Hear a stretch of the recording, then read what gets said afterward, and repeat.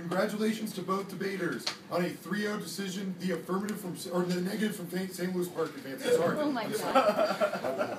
Oh my god. I did not get enough sleep last night. Congratulations, Leo. I vote on theory. Here's how I evaluate it.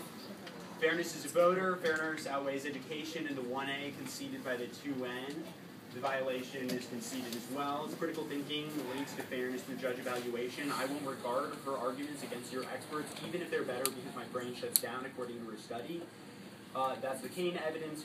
She wins that evidence because your argument about it being empirically denied assumes that your brain isn't being shut down when you're having these debates, that your argument about not being able to have impact/util debates, I don't think it has actually offense to the fairness voter, but also she's beating it by saying that there's still a means by which you can have those debates within the parameters of her interpretation. And comparisons between the evidence are skewed by my brain, so it's not like if you say that we've empirically compared evidence that doesn't disprove her psychological evidence. It outweighs everything else on fairness. She has very good analysis under that card that's extended, that we won't be able to rationally evaluate the round. It cannot be checked back with any argument within the round. I think that that's the strongest winning that I hear. She also is winning that has an internal link to predictability and strat skew, because not that it has an internal link, that it outweighs predictability and strat skew, because more pre-round prep or better strategy can do nothing to overcome the fact that I'm hardwired to consider your evidence valid or more valid. And she also has conceded weighing on strength of link in the 2N that you drop. I think then she's winning the interpretation. She's also making good arguments against the counter-interpretation. Oh, she also wins competing interpretations, I think, because of the no bright line argument. You say gut check. My gut check is still for her, so it doesn't matter, but I also think she wins race to the bottom argument, which is linked to fairness, much better than your arguments about reasonability or linked to fairness. It's just about theory of proliferation, but that's not fleshed out sufficiently, in my opinion. You have no offense on strat skew because you can make your arguments analytically. She says you can. Obviously that seems strange, but you just are asserting that that's not possible. She says it is. Well, I pointed out in the 2AR that I can't quantify my impact. You can. She's saying just analytically put out a number. Better than hardwiring me to believe you, right? But wouldn't I still be citing an expert giving that number? Right? I think that, but you have to be fleshing out why that's super problematic. That's it's a radical stance that she's taking, but she's saying that as soon as you introduced a piece of evidence, I can't overcome the barrier to consider it well. So it would be better if you said, if you were just, or instead of using an expert, did it a different way. Let's say you went to Wikipedia and said that the population is this, and then deduced it, did a consulting case style thing, and just crunched the numbers yourself, right? As soon as you put the expert there, the abuse occurs. And I think that she is winning lots of analysis as to why there's just no recourse against that. I can't do anything to overcome the hardwire. So I think that a problem in this debate, just in general, in terms of performances, is that there was very little, well, in my opinion, larger scale comparative analysis done, particularly on the theory debate. I think this is a perfect place for a microwave. And I think that both debaters do that. Ultimately, I'm really confused as to, I think that if I get to substance, I'm probably affirming on the Boston stuff. I don't think that the arguments in the end are responsive to the 1AR extension, but I don't get to substance. That's okay. My decision is largely the same as the brief. The only thing that I would add is that you say the frivolous theory thing is going to be a huge impact to fairness, right? The problem is that she's winning that analytics are good. The way I see that interacting is that frivolous theory would mean more analytic debates, which would be fairer, because that means we would learn to rationally evaluate things even better and minimize intervention. You say intervention is inevitable, but insofar as she causes more frivolous theory debates, that makes us even better at eliminating it. So I see that as a pretty good one. The one thing I would say is that I feel like the extension from competing interpretations is extremely poor. The argument is we need competing interpretations to weigh because otherwise we wouldn't be able to weigh, and that doesn't make any sense to me.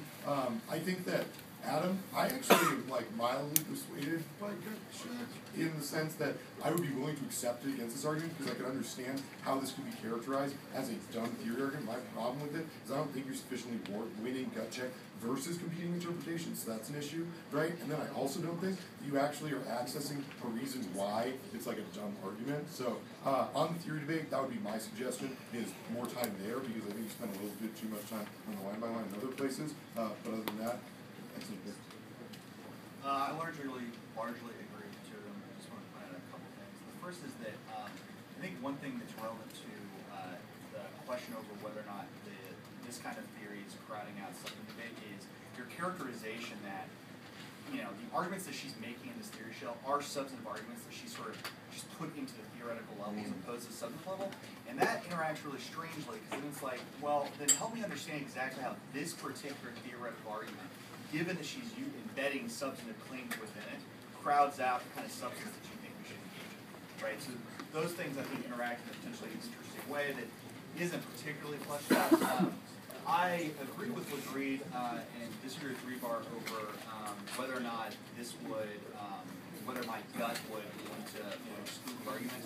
And as a result, since I don't, my gut isn't screaming this is really stupid, I, regardless of whether reasonability or competing interpretations in the day, I'd still be looking at the theory debate. I think that